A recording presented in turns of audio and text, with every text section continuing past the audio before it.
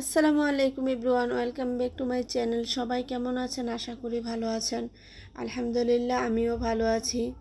তো আপনাদেরকে আজকে অনেক বেশি খুশির সংবাদ দিব।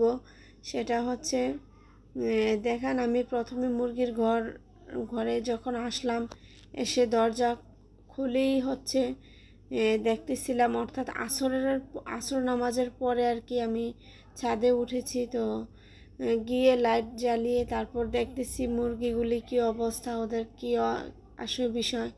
পরে ওদেরকে দেখতেছিলাম খাবারের পাত্রে কোনো খাবার ছিল না, প্রায়গুলারই খাবার শেষ হয়ে গিয়েছে। তো এগুলি ভালোভাবে দেখতেছিলাম কয়টা খেয়েছে আর কয়টা কি অবস্থা আছে। আর এদিক দিয়ে দেখেন, নতুন কোয়েল পাখিগুলি ঘুমাচ্ছিল, একটা আমি দেখাতে ও লাফ দিয়ে উঠে গিয়েছে। তো সবচেয়ে বড় খুশির খবর হচ্ছে, এখানে আমি যখন ক্যামেরাটা ঘুরাইতেছিলাম এদিক সেদিক, পরে হঠাৎ করে দেখি যে আলহামদুলিল্লাহ আমার গুলটুসি একটা ডিম পেড়ে দিয়েছে। আলহামদুলিল্লাহ। তো ওকে আমি আদর করে গুলটুসি ডাকি, আপনারা জানেন।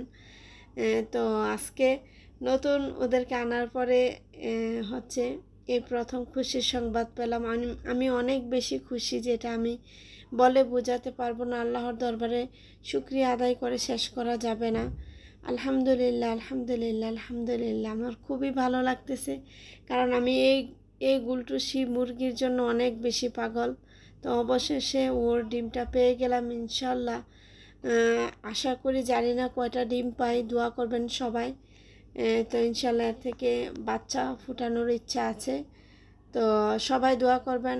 আজকের ভিডিওটা খুবই ভালো লাগতেছে আমার, যে আমার গুলটুসি ডিম পেড়ে দিয়েছে। আলহামদুলিল্লাহ। আমি এমনিতেও দেখেছি যে ওরা মিটিং করতে দেখেছি গুলটুসি।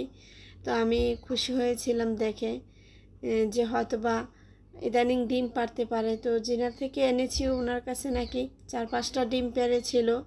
তো আলহামদুলিল্লাহ, তার মধ্যে আর পারে নাই, আর আজকে হচ্ছে একটা পেরেছে। আলহামদুলিল্লাহ। তো সবাই দোয়া করবেন যেন ডিম থেকে বাচ্চা ফুটাইতে পারি। আর হচ্ছে আপনাদেরকে নেক্সটে অবশ্যই জানাবো কি হয় না হয়।